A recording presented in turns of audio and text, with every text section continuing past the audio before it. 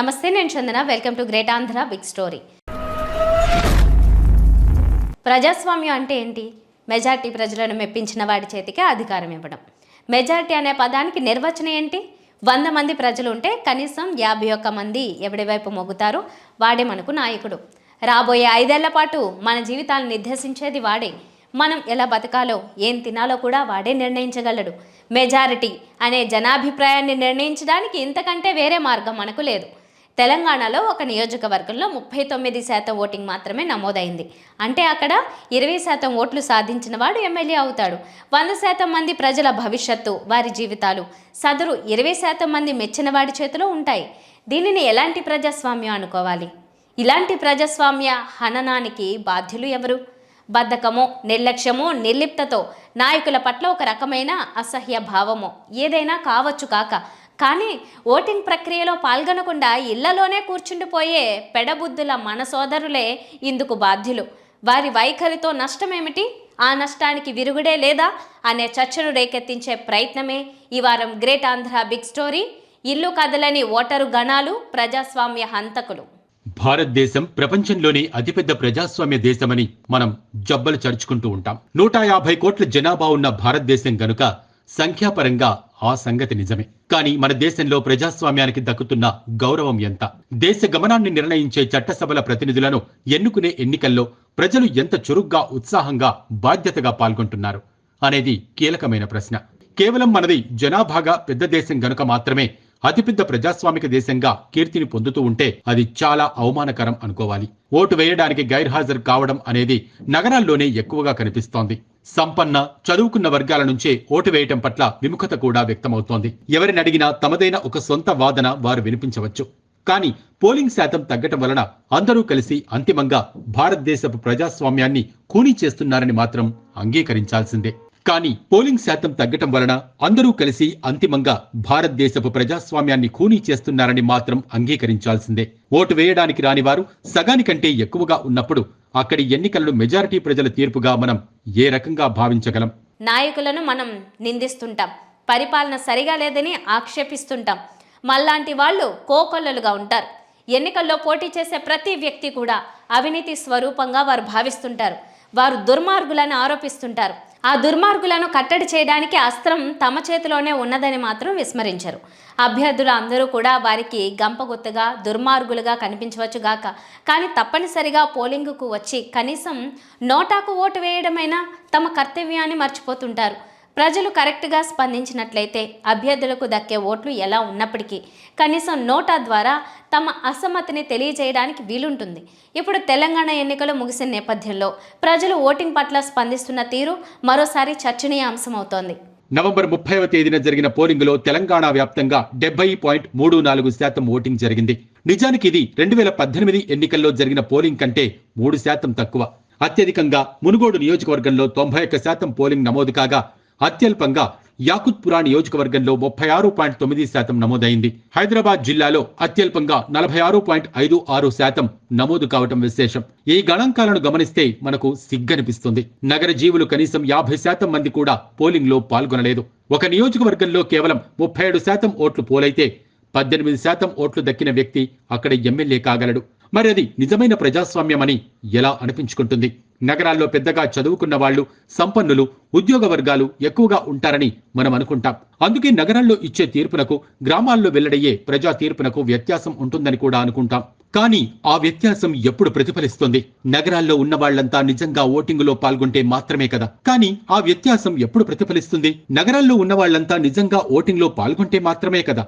ఎవరికి వారు పోలింగ్ నాడు వచ్చే సెలవు రోజుని ఎంజాయ్ చేస్తూ టూర్లు ప్లాన్ చేసుకుంటే, ఇళ్లల్లో కూర్చుంటే ప్రజా తీర్పు ఎలా మారుతుంది అనేది ప్రాక్టికల్ గా ఎదురవుతున్న సమస్య. ప్రజాస్వామ్యంలో మెజార్టీ ప్రజల మన్నన చూరగొనడానికి పార్టీలు తాయిలాలు ప్రకటించడం, సంక్షేమ పథకాల పేరుతో వాటిని అమలు చేయడం అనేది సర్వసాధారణం అయిపోయింది. తాయిలాలు ప్రకటించడంలో ఔచిత్యం పాటించడం, హద్దులు దాటిపోయి వ్యవస్థలను సర్వనాశనం చేసేయడం అనే 2 రకాల పార్టీలు మాత్రమే ఉంటున్నాయి తప్ప, తాయిలాల జోలికి వెళ్లకుండా వాస్తవికమైన సంక్షేమాన్ని కాంక్షించే, సమతుల అభివృద్ధిని లక్షించే పరిపాలన అందించే పార్టీలు, అదే ఎజెండాగా పనిచేసే పార్టీలు మనకిప్పుడు కనిపించవు. అయితే చదువుకున్న వర్గాల నుంచి చాలా వరకు సంక్షేమ పథకాల రూపంలో ఉండే తాయిలాలపై వెటకారాలు, జోకులు, నిరసనలు వ్యక్తమవుతూ ఉంటాయి. ఉద్యోగ వర్గాలు పన్నులు కడుతూ ఉంటే వారి సొమ్ముతో ప్రభుత్వాన్ని నడుపుతున్న పార్టీలు విచక్షణ లేకుండా సొమ్ములను పంచిపెట్టేస్తున్నాయనే విమర్శ చాలా సాధారణంగా వినిపిస్తూ ఉంటుంది. ఆ విమర్శలో మంచి చెడుల సంగతి తర్కించడం సంగతి తరువాత. కనీసం అలా విస్మరించేవారు అలాంటి పార్టీలను ఓడించడానికైనా ఓటింగ్లో పాల్గొనాలి కదా. అది జరగడం లేదు. రాజకీయాలు మొత్తం దుర్మార్గులు, దుష్టులు, అక్రమార్కులు, అవినీతి పరులు, రౌడీలతో నిండిపోయాయని ఈసడించుకునేవారు మనకు కోకొల్లలుగా కనిపిస్తుంటారు. వారి ఆవేదనలో నిజం లేకపోలేదు. దీనికి విరుగుడుగా మంచివాళ్లు రాజకీయాల్లోకి రావాలని పిలుపు ఇచ్చే పెద్దలు కూడా మనకు తారసపడుతుంటారు. కేవలం మంచితనం, ప్రజల కోసం నిస్వార్థంగా పనిచేసే తత్వమే మౌలిక లక్షణాలుగా ఎవడైనా ముందుకు వస్తే టికెట్టు ఇచ్చి ప్రోత్సహించే పరిస్థితిలో ఇవాళ పార్టీలు ఉన్నాయా? ధనబలం ఎంత ఉందో తూకం వేయకుండా అభ్యర్థులను ఎంపిక చేసే సంస్కృతి మనకు వాడుకలో ఉన్నదా అనేది కీలకమైన ప్రశ్న. ఈ చర్చను కూడా పక్కన పెట్టేద్దాం. మంచివాళ్లు ఎన్నికల బరిలోకి వచ్చి భంగపడాల్సిన అవసరం లేదు. కనీసం రాజకీయాల్లో దుష్టులున్నారని నిందించే వాళ్లందరూ తప్పనిసరిగా పోలింగ్ కేంద్రాలకు వచ్చి ఓటు వేయాలి కదా. అది కూడా జరగటం లేదు. ఓటు వేయకుండా రాజకీయ ప్రజాస్వామ్య వ్యవస్థ చెడిపోతోందని రంకెలు వేస్తూ గట్టున కూర్చుని ఆవేదన చెందుతున్న వాళ్లే మనకు సర్వత్రా కనిపిస్తారు. తమ నిష్క్రియాపరత్వంతో మన ప్రజాస్వామ్య వ్యవస్థను అభాసుపాలు చేస్తుంటారు. ఎన్నికల వ్యవస్థ పరంగా అంతా అద్భుతంగానే ఉందా? ప్రజాస్వామ్యాన్ని కాపాడడానికి లేదా మరింత మంది పోలింగ్లో పాల్గొనేలా చేయడానికి వ్యవస్థ అంతా సంపూర్ణంగా కృషి చేస్తుందా? ప్రజల్లో ఆ మేరకు విశ్వాసాన్ని పెంచుతుందా అనే చర్చ కూడా ఒకవైపు ఉంది. ఎన్నికల నిర్వహణ వ్యవస్థలో లోపాలు లేవని మనం అనలేం. అభ్యర్థులు నచ్చని వారిని కూడా పోలింగుకు వచ్చేలా చేసేందుకు, ప్రజాస్వామ్య వ్యవస్థ పట్ల అందరిలోనూ గౌరవం ఉందని నిరూపించేందుకు ఇటీవలి కాలంలో వచ్చిన మార్పు నోటా. పైన చెప్పుకున్నట్లుగా అభ్యర్థులు అందరూ పనికిరాని వాళ్లేనని అసహ్యించుకునే వాళ్ళు నోటాకు ఓటు వేయడం ద్వారా తమ మనోగతాన్ని, ప్రాధాన్యాన్ని పార్టీలకు తెలియజేయవచ్చు. అందుకోసం నోటా బటన్ కూడా ఈవీఎంలలో తీసుకొచ్చారు. ప్రతి ఎన్నికలోనూ ఓ మోస్తరుగా నోటాకు కూడా ఓట్లు పడుతూనే ఉన్నాయి. కానీ నోటా అనేది కూడా ఈ వ్యవస్థలో హాస్యాస్పదం అవుతోంది. మనలో చాలా మందికి తెలుసో లేదో గాని నోటాకు ఓటు వేయడం వలన కేవలం మనలోని అసంతృప్తిని బయటకు పంపేయడం మాత్రమే అవుతుంది. అంతే తప్ప ఎన్నికల ప్రక్రియలో దాని ద్వారా సాధించేదేమీ ఉండదు. ఈ విషయం సుప్రీంకోర్టు స్థాయిలో చర్చకు వచ్చినప్పటికీ కూడా వ్యవస్థలో ఎలాంటి మార్పు రాలేదు. ఎన్నికల సంఘం నిబంధనల ప్రకారం నోటాకు పడిన ఓటును కేవలం చెల్లని ఓటుగా మాత్రమే పరిగణిస్తారు. అంటే ఉదాహరణకు ఒక నియోజకవర్గంలో పోలైన ఓట్లలో 50% కంటే ఎక్కువ ఓట్లు నోటాకు పోలైతే గనుక దాని అర్థమేంటి? మెజారిటీ ప్రజలు పోటీలో ఉన్న ఏ అభ్యర్థి కూడా తమకు నాయకుడిగా పనికిరాడని అసహించుకుంటున్నట్లు లెక్క. మరి అలాంటి సందర్భంలో ఏం జరగాలి? అక్కడి ఎన్నికను రద్దు చేసి మళ్లీ మొత్తం నియోజకవర్గానికి రీపోలింగ్ నిర్వహిస్తారేమోనని జనం అనుకుంటాం. కానీ నిబంధనల ప్రకారం అలా జరగదు. 50 కాదు కదా, 60% మంది నోటాకు ఓటు వేసినా మిగిలిన 40లో 21% ఓట్లు ఎవరికి దక్కితే వారు నాయకుడై మొత్తం 100 మంది నెత్తిన కూర్చుని ఏలుబడి సాగిస్తారు. కీలకం ఏంటంటే నోటాకు వేసిన ఓటును ఎన్నికల ప్రక్రియలో చెల్లని ఓటుగా మాత్రమే పరిగణిస్తారు.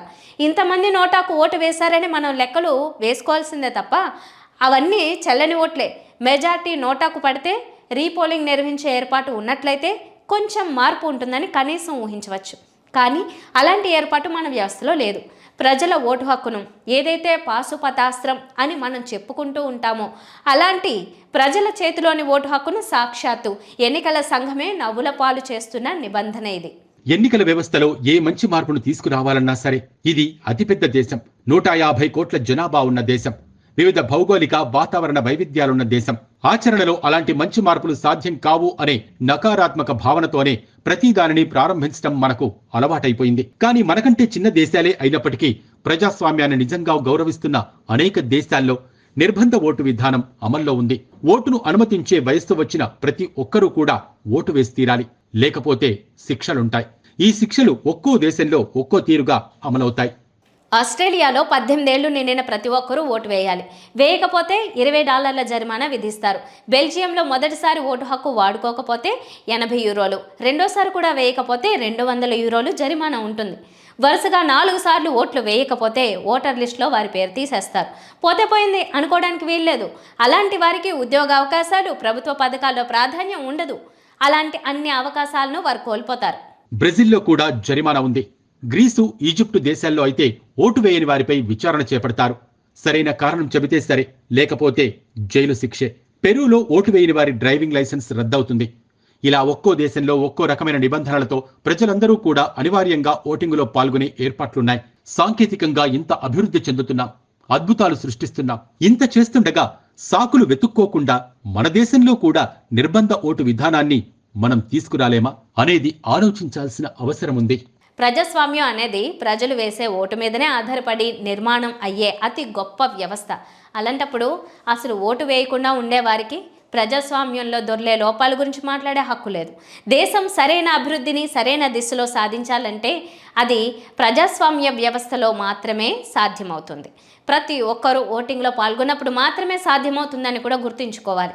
ఓటు వేయకుండా ఆగిపోయేవారు అలాంటి పని ద్వారా తమ నిరసనను ప్రకటిస్తున్నామని సమర్థించుకోవచ్చుగాక, కానీ ఎంతో ఉన్నతమైన మన ప్రజాస్వామ్య వ్యవస్థను హత్య చేస్తున్నారని కూడా గ్రహించాలి. ఇది ఇవాల్టి బిగ్ స్టోరీ. మరిన్ని టాపిక్స్తో మళ్ళీ కలుద్దాం. నమస్తే.